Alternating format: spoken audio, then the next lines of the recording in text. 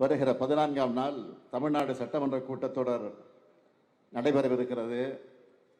இந்த கூட்டத்தொடரில் காசாவில் இஸ்ரேல் நடத்தி கொண்டிருக்கக்கூடிய தாக்குதலை கண்டிச்சும் அங்கே உடனடியாக போர் நிறுத்தம் தேவை என்பதை வலியுறுத்தியும் அதுக்கான முயற்சிகளை இந்திய அரசு எடுக்க வேண்டும் என்ற கோரிக்கை வச்சும் சட்டமன்றத்தில் தீர்மானம் கொண்டு வரப்படும்.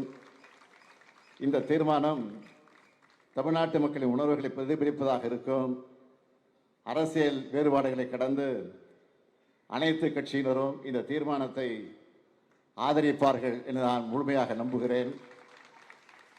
இந்த ஆர்ப்பாட்ட கூட்டம் மூலமாக காசா மீதான இஸ்ரேல் தாக்குதலுக்கு என்னுடைய கடுமையான கண்டனத்தை நான் தெரிவித்துக் கொள்கிறேன்.